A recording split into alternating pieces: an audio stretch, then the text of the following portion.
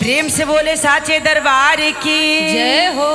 लीलम दीदी हरिंदर भैया के प्यार दुलार की जय हो।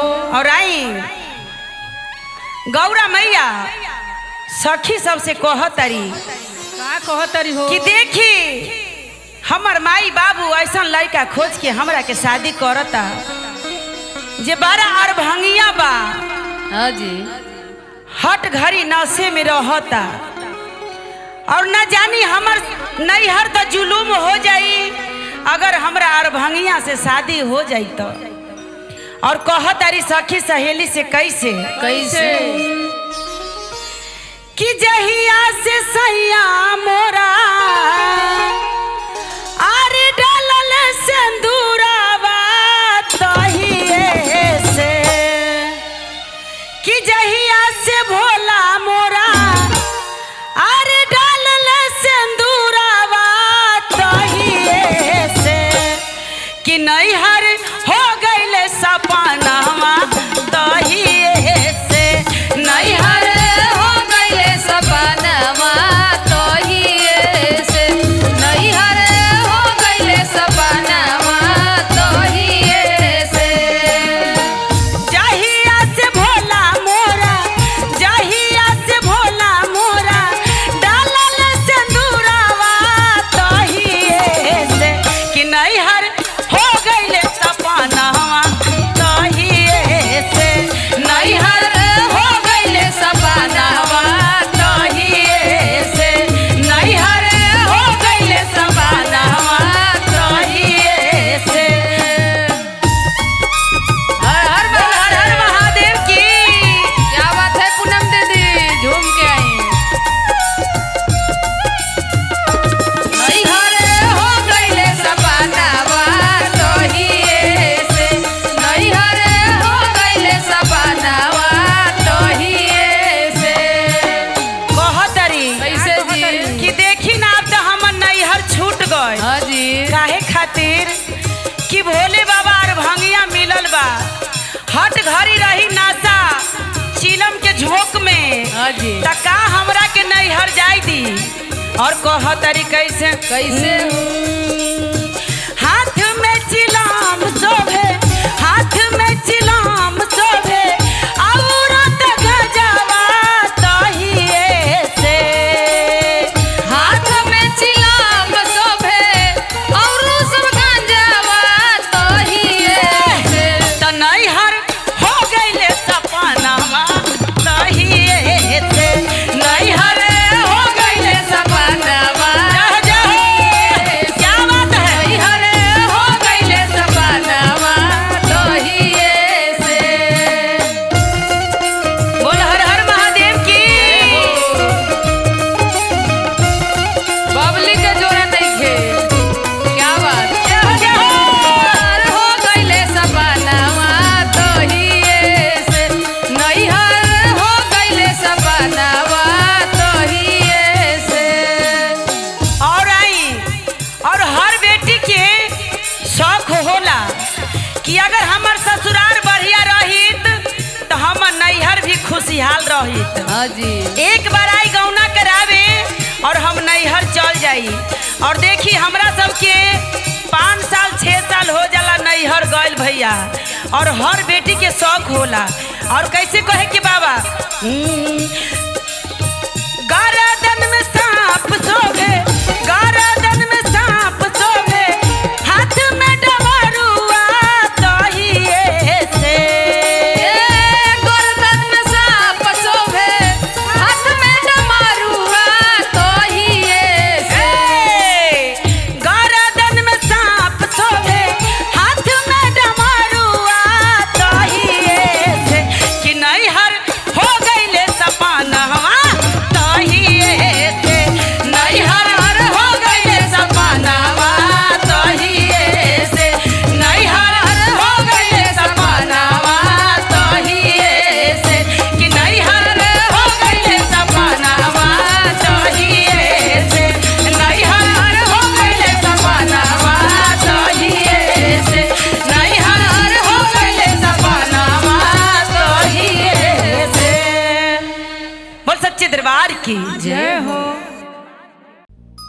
बोली श्री गुरु भगवान की जय हो। मैया भवानी की जय हो। कार्तिक गणेश की जय हो जय हो।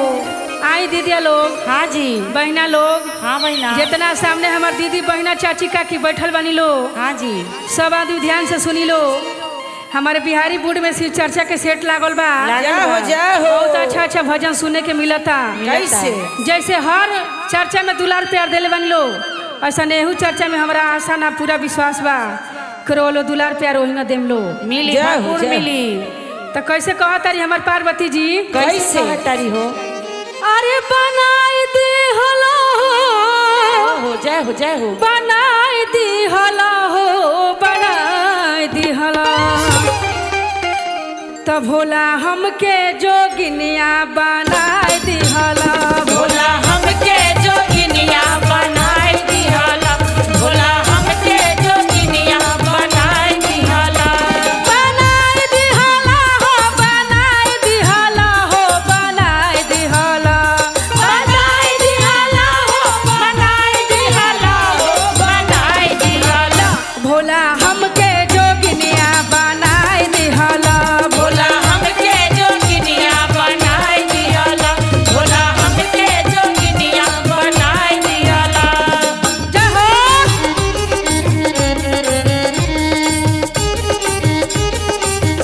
भोला हमके जोगिनिया बनाई दी हला भोला हमके जोगिनिया बनाई दी हला और दीदी सुनी कैसे कहा तारी पार्वती जी? कैसे कहा तारी हो? कितना वियोग से ओहो आ दूसरा के देख देख के कैसे छाती फाटेला। आहा क्या बात। सबका के दिहन कोला मोटर गाड़ी मोटर गाड़ी हो मोटर गाड़ी सबका के देहनी भोला मोटर गाड़ी मोटर गाड़ी हो मोटर गाड़ी हमरा के बसहा बैठाई दिहला अरे हमरा के बसहा बैठाई दिहला अरे हमरा के बसहा बैठाई दिहला भोला हमके जोगिनिया बनाई दिहला भोला हमके जोगिनिया बनाई दिहला भोला हमके जोगिनिया बनाई दिहला जय हो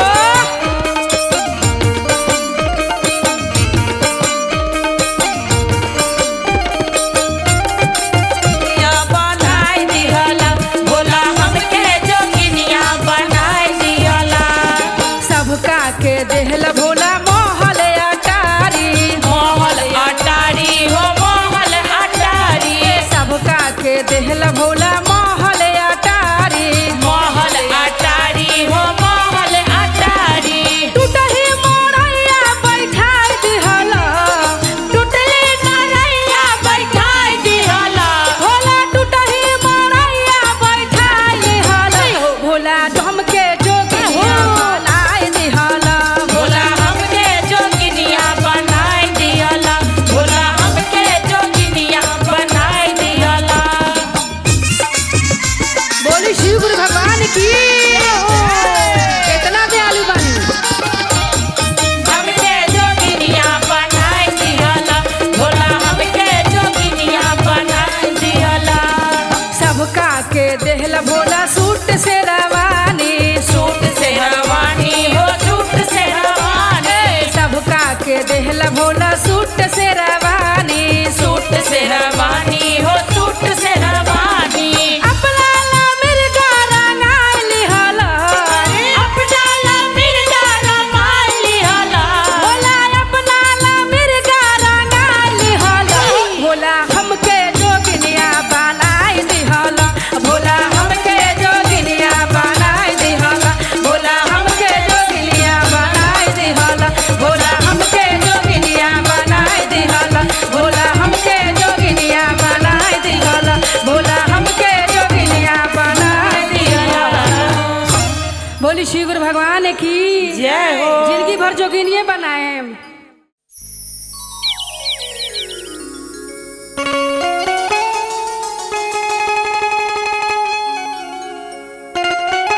तो प्रेम से बोली शिव गुरु महाराज की जय हो माता पार्वती की जय हो एक बार प्रेम से बोली हरिंदर भैया लीलन दीदी की जय और जितना भी श्रोतागण सुनाता नहीं सबके हाजिर के प्रणाम बा। आई भैया लोगन, दीदी लोगन, सर मैडम लोगन, हम सपना सिंह एक और बहुत बढ़िया शिव चर्चा भजन लेके आईनी हाँ बिहारी बोर्ड से। अब बढ़िया लगी तो कमेंट करके बताएं ताकि हम सबके उम्मीद बढ़ल रही जना रोड़ा सबके बढ़िया लगता। आ देखी चाची रोड़ा जो बैठल बानी कुर्सिया पर रोड़े खातिर भाई का जी चर्चा कराला ये चाची जी शिव चर्चा कराला ना सुनी शिव गुरु बानी बड़ा दयालु ये चाची चर्चा कराला ना शिव जी बारी बारा दयालु है चाची चर्चा कराला ना गुरु जी बारा बारा दयालु है चाची चर्चा कराला ना।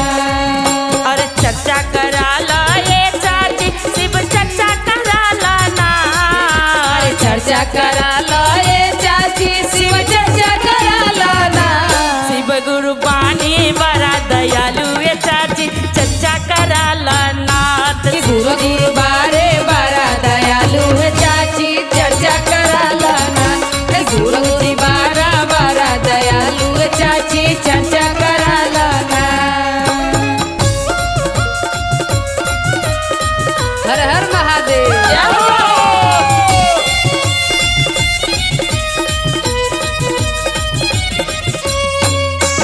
बारा दयालु है चाची चर्चा कराला ना शिव गुरु बारे बारा दयालु है चाची चर्चा कराला ना।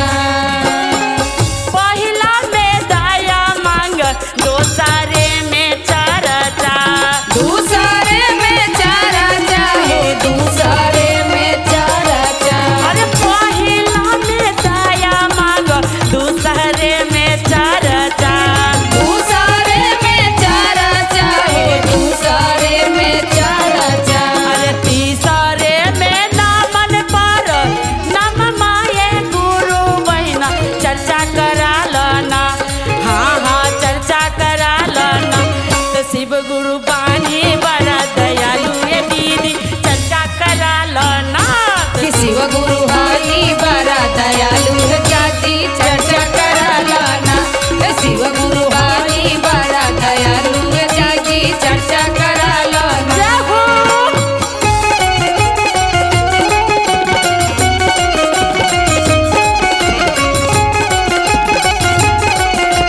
जय हे सपना जी लागल रहो ये हो बड़ा दयालु है चाची चर्चा कराला ना शिव गुरु हरि बड़ा दयालु है चाची चर्चा कराला ना।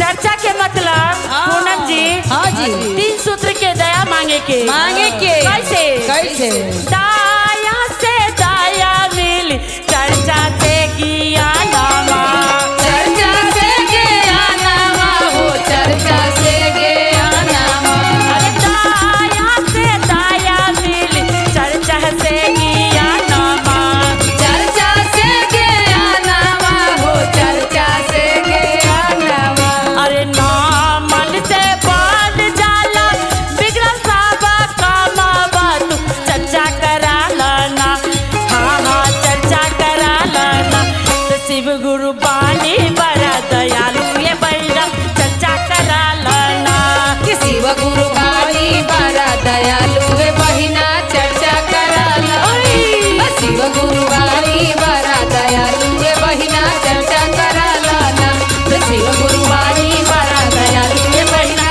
चर्चा कराला ना शिव गुरु हरि बड़ा दयालु है बहिना चर्चा कराला ना। प्रेम से बोलिए शिव गुरु महाराज जी की जय। हरा हरा महादेव।